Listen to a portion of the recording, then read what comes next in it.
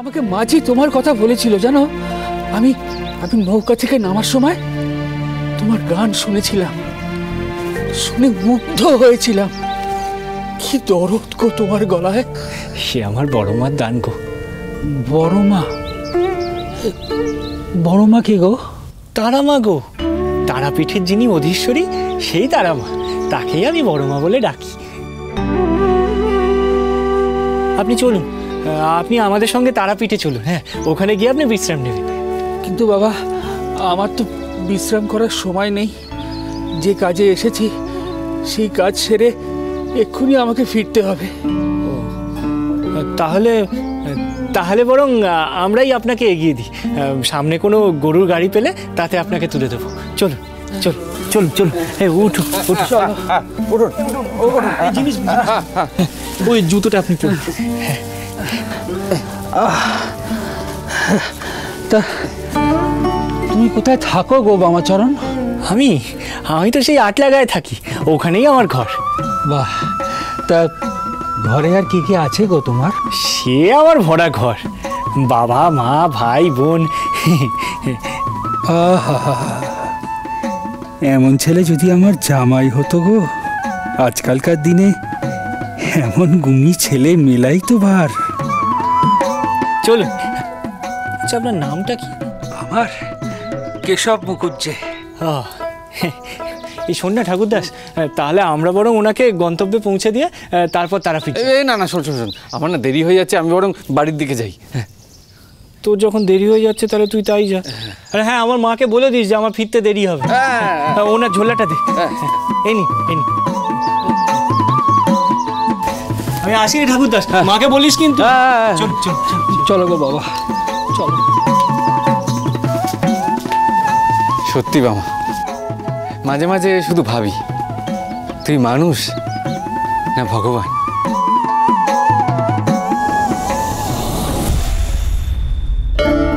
জয় মাতারার জয়, জয় মাতারার জয়, জয় মাতারার জয়, জয় মাতারার জয়, জয় মাতারার জয়, মাতারার জয়। বড় মা, বড় মা গো, আমি এসে গেছি বড় মা।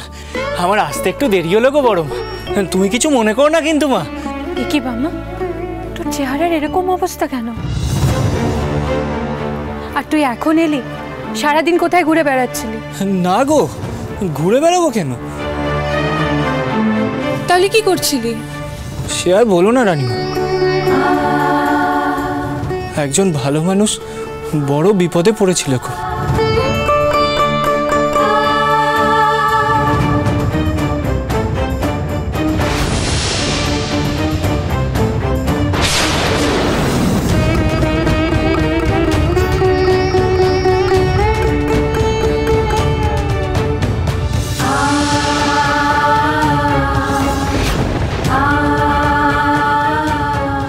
অদৃষ্ট, যে কিনা সবাইকে বিপদ থেকে মুক্ত করে, তাকে আমারই তালুকে আমারই মন্দিরে অন্যদের ছল চাতুরি দ্বারা বিপদে পড়তে হয়।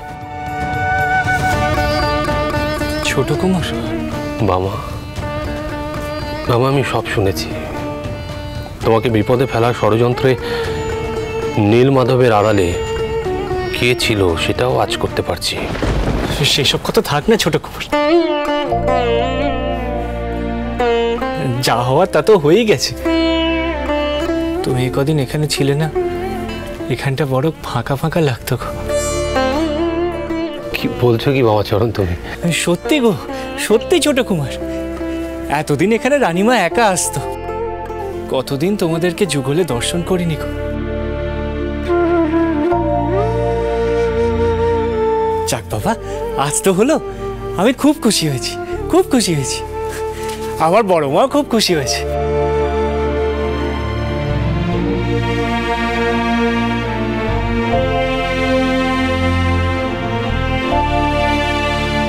ওই দেখো দেখো, আমার বড় মার চোখ দুটো কেমন হাসি হাসি।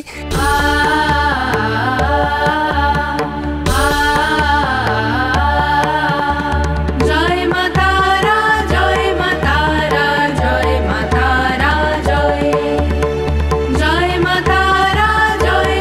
বাবা, বাবা বলছি, পত্রবাহকের পথটা কিন্তু এখনো খালি আছে। তুমি চাইলেই সেখানে যোগ দিতে পারো। আমারও কিন্তু সেটাই ইচ্ছে। না গো, না ছোট কুমার, পত্রবাহকের কাজ খুব ঝক্কির কাজ গো, খুব গুরুত্বপূর্ণ কাজ। কিন্তু আমি তো বড়মার নামে বিভোর হয়ে থাকা এক আপন ভোলা ছেলে। এত ঝক্কির কাজ যে আমায় দিয়ে হবে না গো ছোট কুমার। কি বলছো কি বাবা? কাজ না করলে তোদের সংসার চলবে কি করে? সে নিয়ে তুমি চিন্তা করো না গো রানীমা, সংসার ঠিক চলে যাবে কোনোভাবে। কিন্তু যে কাজে আমার মন ছায় দিচ্ছে না, সে কাজ আমি করতে চাই না গো রানীমা।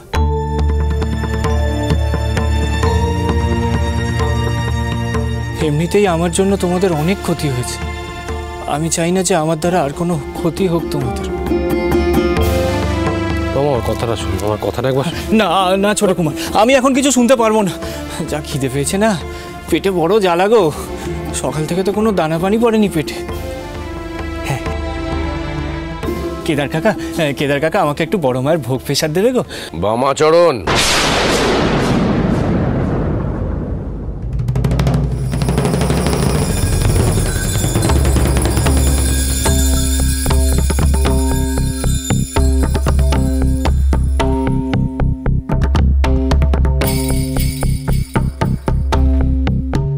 এটা মায়ের মন্দির,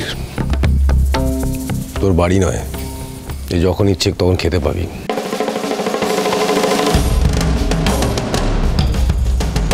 এখানে ভোগ বিতরণের বাধা সময় আছে, নিয়ম নীতি আছে। যখন তখন ভোগ চাইলেই পাওয়া যায় না। কিছু মনে করিস না বামা, বড় ঠাকুর ঠিক কথাই বলেছে। তবে মন্দিরের পাশে তোর দিদি, তোর ছোট রানীমার রাজবাড়ি আছে। সেখানে মন্দিরের নিয়ম রীতি কিচ্ছু নেই। অভুক্ত কেউ খেতে আসলে তার জন্য সবসময় খাবারের ব্যবস্থা থাকে, তাকে ফিরিয়ে দেওয়া হয় না।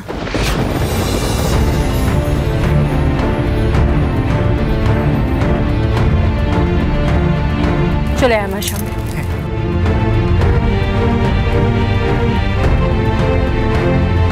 ছোট,